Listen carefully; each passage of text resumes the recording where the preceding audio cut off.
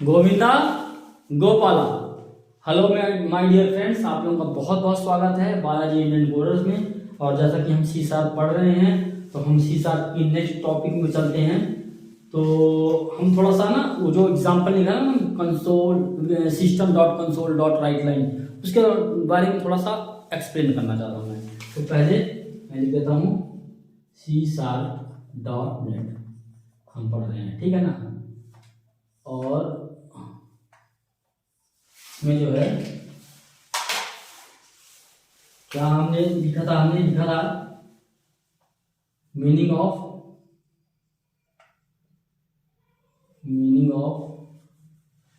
System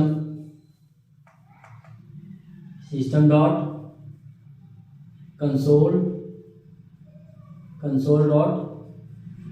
dot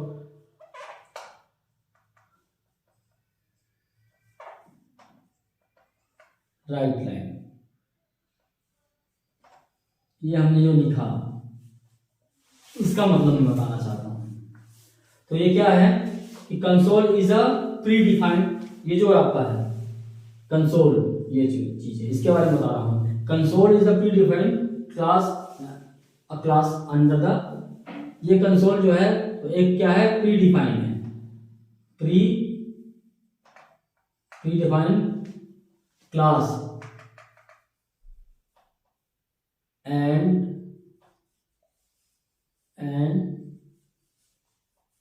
it is in under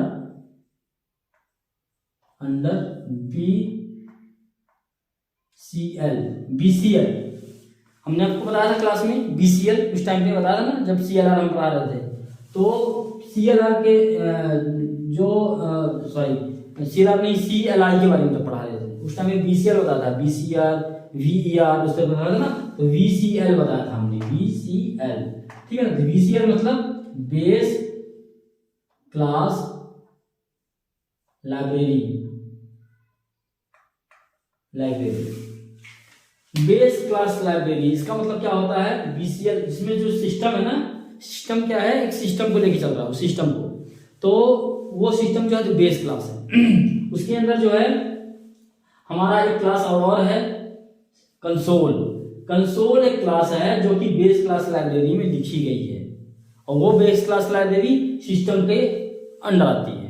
अब आप समझिए इस चीज को कि मतलब जैसे हमारे पास होता था ना, हम सी लैंग्वेज में पढ़ते थे तो हमारे पास कुछ हेडर फाइल्स होती थी, तो वो भी एक बेस क्लास ही है, बेस लाइब्रेरी है। बेस क्लास तो नहीं कहेंगे उसको, क्लास नहीं, वो सी में क्लास नहीं होता है, तो बेस लाइब्रेरी है वो।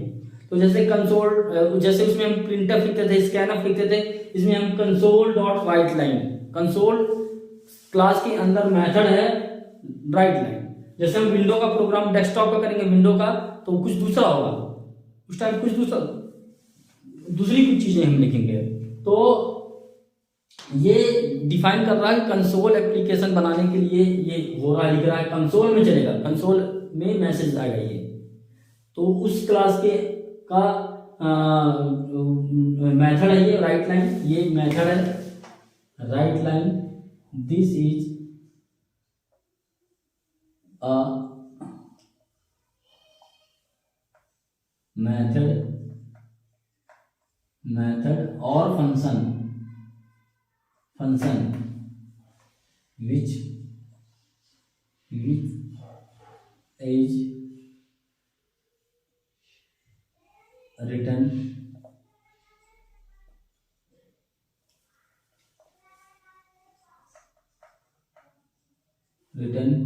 in कंसोल क्लास, ठीक है। तो एक तो आपका ये बता दिया मैंने आपको कि इसका console system dot console dot right line क्यों बताया मैंने, क्योंकि हर जगह में यूज आना है, यूज करना है, हर जगह यूज करना है। और बेस क्लास लाइब्रेरी हमें यूज करना ही करना पड़ेगा, क्योंकि उसके बिना, क्योंकि ये कंसोल जो है तो बिना बेस क्लास की मिलेगा नहीं, तो हम कोई मैसेज दिखा नहीं सकते, कोई इनपुट या आउटपुट ले नहीं सकते, दिखा नहीं सकते। तो हमें इनपुट आउटपुट करवाने के लिए हमें बेस क्लास को यूज करना ही पड़ेगा, चाहे कंसोल का हो, चाहे विंडो का हो, चाहे वेब का हो, क्लास लेने ही लेना है। तो जैसे आप मान लीजिए कि एक सिस्टम है, सिस्टम के अंदर कंसोल क्लास है, एक है विंडो है, एक है वेब है। तो ये सिस्टम के अंदर है। अब कंसोल के अंदर मेथड है, विंडो के अंदर कुछ और लाइब्रेरीज हैं, या कंसोल के अंदर कुछ और क्लासेस हैं। क्लासेस में मेथड भी हैं, इसके अंदर मेथड्स भी हैं और क्लासेस भी हैं। इसके अंदर भी मेथड है, क्लासेस भी हैं, इसके अंदर भी मेथड है, क्लासेस भी हैं। तो इस तरीके की इनहेरिटेंस ही चली आ रही है, नीचे इस तरीके से चला आ रहा है। तो हो सकता है कि इस क्लास के अंदर और क्लास हो सकता है और इसके अंदर क्लास हो, मतलब ये मल्टी लेवल इनहेरिटेंस चलते आता है। हम इनहेरिटेंस पढ़ाएंगे तो आपको समझ में आएगा। मैं आपको थोड़ा सा ओवर आइडिया दे रहा हूँ उसका कि क्या होता है ये। तो आपका ये इसमें क्या है, कंसोल डॉट राइट लाइन जो लिखा है, तो सिस्टम के अंदर का कंसोल है, सिस्टम मेन क्लास है, उसके अंदर ये जो है तो उस क्लास का के अंदर है और उसमें राइट लाइन लिखा हुआ है मेथड। तो ये तो हो गया आपका किस चीज का, कंसोल डॉट राइट लाइन का मतलब, है ना। अब दूसरी चीज क्या है, क्योंकि ये हर जगह मिलती रहेगी आपको, हमेशा मिलता रहेगा, इसलिए मैं आपको कंटिन्यू उसको मैं आपको पहले बताना चाहता हूँ कि आएगा ये चीज तो आप कंफ्यूज नहीं होंगे। दूसरा चीज क्या है, स्टैटिक कीवर्ड। स्टैटिक, जैसा कि मैंने आपको बताया था कि स्टैटिक है क्या चीज, मैंने आपको पहले ही बताया था कि static member of the default directly using the name of the class as which as the presented.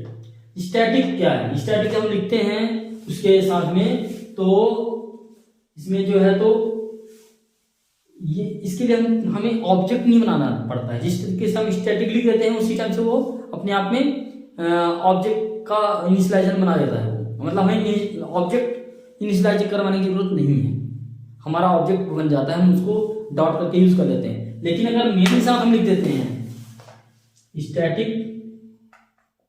Static main, अगर ये एक साथ मिल गया तो इसके एंट्री पॉइंट हो गया, ये क्या हो गया, एंट्री पॉइंट हो गया,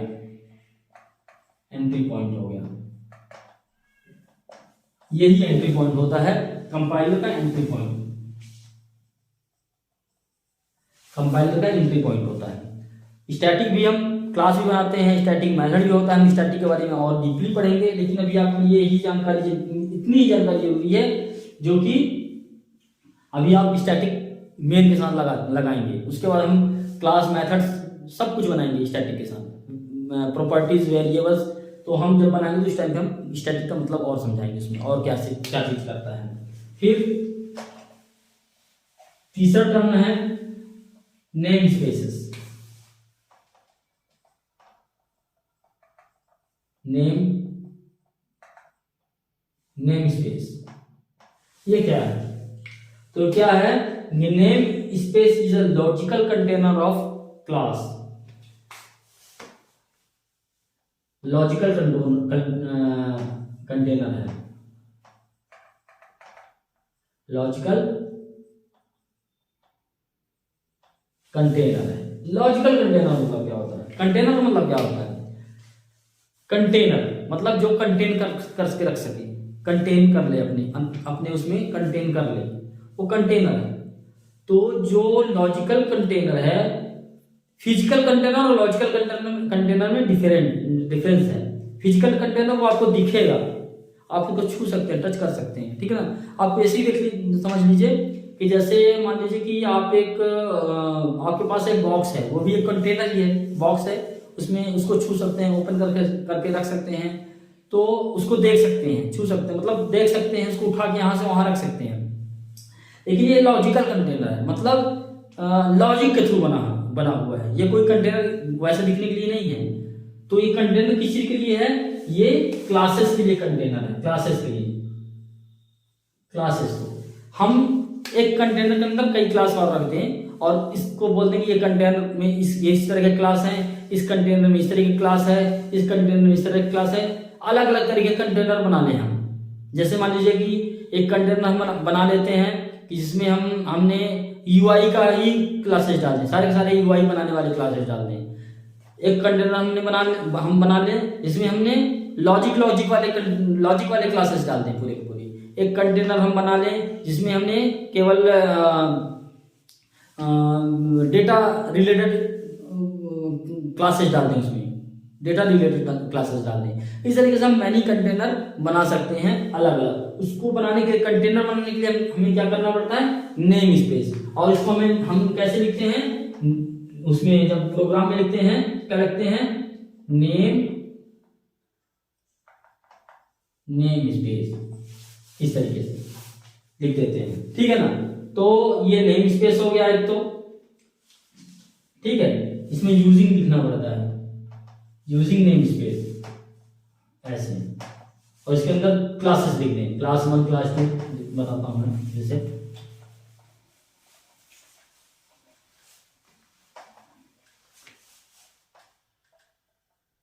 यूजिंग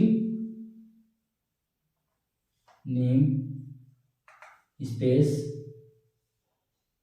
यूजिंग नेम स्पेस कर दिया हमने, और इसके अंदर लिख दिया क्लास 1 EXM1 बना दिया। इसके अंदर सारी चीजें लिख दी, क्लास EXM2। तो एग्जाम से रिलेटेड जो भी क्लासेस हैं हमने इस नेम स्पेस में डाल दिया। तो इस नेम स्पेस में हमने नाम लिखना होता है, नेम स्पेस का नाम भी है नेम। तो इसका नाम जो है लिखेंगे हम, तो मान लो एग्जाम से रिलेटेड है, एग्जाम डाल दिया हमने, यूजिंग नेम स्पेस एग्जाम। और उस एग्जाम के अंदर जो भी एग्जाम, जितने भी एग्जाम 1 2 3 जो भी हैं, जितने कंटेनर है क्लास हैं एग्जाम से रिलेटेड, वो हम डाल देंगे नेम स्पेस में। तो ये कंटेनर है, तो इसके अंदर हम कंटेनर को यूज करते हैं अपने प्रोग्राम बनाने के लिए। ये जरूरी भी होता है और हमें यूज करना ही करना होता है, ये ध्यान रखिएगा। नेम स्पेस हमें बनाना होता है ऑब्जेक्ट ओरिएंटेड प्रोग्रामिंग में, क्योंकि हमें कई बार क्या होता है कि हमें क्या होता है कि ये जो आपके एक्सेसिबिलिटी है, मॉडिफायर्स हैं बेसिकली, जो मॉडिफायर्स मैंने आपको क्लास के टाइम में बताया था, वो मॉडिफायर्स उसी बेस पे चल रहे होते हैं कई जगह। तो कई जगह का मतलब कुछ चीजें, कुछ मॉडिफायर्स उसके बेस में ही चल रहे होते हैं। तो गाइस ये नेम स्पेस जो है, तो ये एक ही बिहेवियर का नेम स्पेस मॉडिफायर के अलग तरीका होता है, तो हम उसको यूज करके दिखाएंगे। तो अभी आप ये समझिए कि नेम स्पेस भी होता है, इंपोर्टिंग नेम स्पेस, ठीक है ना। नेम स्पेस इंपोर्ट करते हैं, फिर इसको हम प्रोग्राम में कैसे लिखते हैं, इसका जो है एक एग्जांपल मैं आपको करके दिखाता हूं। एग्जांपल इसका छोटा सा, जैसे मान लीजिए कि लिखेंगे हम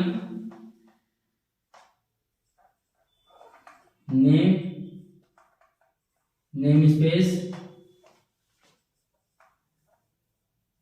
एग्जाम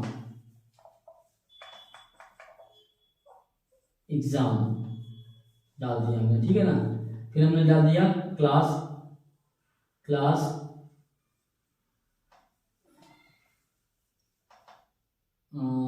हमने क्लास बना दिया एग्जामिनेशन,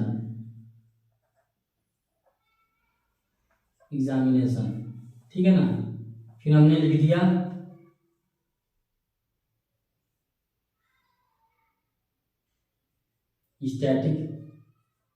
स्टैटिक वॉइड मेन लिख दिया। इसके अंदर हमने कुछ चीजें लिख दी, फिर हमने लिख लिया क्लास। इसके बाद जो है तो क्लास एग्जाम, तो हमने एग्जाम 1 लिखा, क्लास एग्जाम 2 किया, ठीक है ना। इसमें लिख दिया हमने। अब मान लो कि जैसे ये स्टैटिक क्लास यहाँ से अगर रन हो जाएगी, अब हम जो है तो ये एग्जाम 1 है, अब हमें कहीं पर भी इसी नेम स्पेस का दूसरे किसी नेम स्पेस में यूज करना हो तो कैसे करेंगे हम। उस नेम स्पेस के अंदर हम क्या लिखेंगे, मान लो नेम स्पेस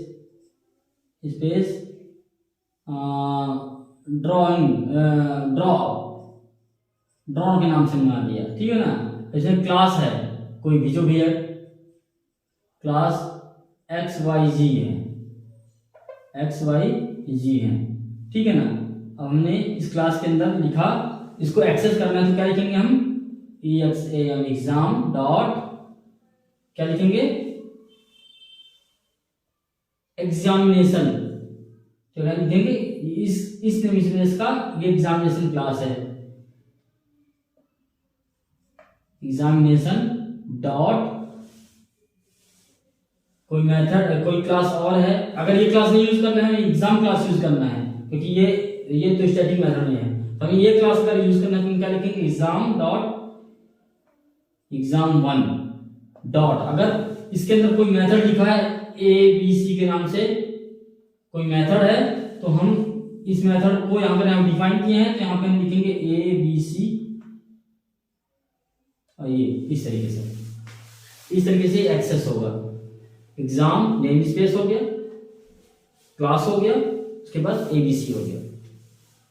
तो उसी तरीके से जैसे system dot console dot right line था, तो हमने उसको इस तरीके से लिख दिया। अभी देखिए, अब आपका क्या है कि आपका ये जो इम्पोर्टेंट चीजें थी, जो हमारी यहाँ पे हमारा जो था मेन टारगेट, कि मैं आपको ये चाहता था कि सारी मेन चीजें बता दें हम, जिससे हम जब क्लास के एग्जाम्पल लिखेंगे हम आपके लिए, तो आपको वो अंडरस्टैंड रहे। तो हमने ये बेसिक चीजें बता दी हैं क्लास बनाने के लिए। अब हम क्लास के फीचर्स और सारी चीज बनाएंगे, लेकिन उसके पहले हम क्लास पहुंचने से पहले हम क्या करें, पहले हम छोटी छोटी चीजें देख लें। जैसे हमने डेटा टाइप है, ऑपरेटर्स है, थोड़े है तो सेम चीज की तरह हैं, लेकिन हम थोड़ा क्लोजली और देख लेंगे, थोड़ा सा केवल। हम आपको कल हिंट में मतलब एक्सप्लेन थोड़ा सा कर देंगे कि आपको ऑपरेटर कैसे काम कर रहा है, कैसे आगे की चीजें हो रही हैं, फिर हम आपको क्लास में और इंक्लूड करवाएंगे। तो ये मैंने आपको बता दिया सारी कुछ, इसमें सब कुछ कैसे चल रहा है। तो गाइस, हम जो है तो अब हम नेक्स्ट क्लास में मिलेंगे ऑपरेटर के साथ, और डेटा टाइप के साथ थोड़ा सा मिलेंगे, थोड़ा डेटा टाइप करेंगे, और उसके बाद डेटा टाइप इसलिए पढ़ाएंगे क्योंकि इसमें थोड़ी अलग है डेटा टाइप, कुछ बहुत कुछ नहीं है, बस थोड़े बहुत ही हैं। तो मैं थोड़ा सा छोटी एज अ ग्लैंस, मतलब छोटा एक्सप्लेनेशन दूंगा मैं उसमें कि ये ऑपरेटर कौन कौन से नए हैं, और उसमें हम क्या साइज है उसका, और उसके बाद हम आगे बढ़ेंगे फिर। तो गाइस, अब हम नेक्स्ट क्लास में मिलेंगे ऑपरेटर के साथ। अगर कोई इसमें क्वेश्चन है, कोई इशू आ रहा है, तो आप मेरे को जरूर बताइएगा, कमेंट में जाकर मेरे को बताइएगा, मैं आपका उसका रिस्पॉन्स करूँगा और सॉल्व करने की कोशिश करूँगा। तो गाइस, थैंक यू, और नेक्स्ट क्लास में मिलते हैं, बाय।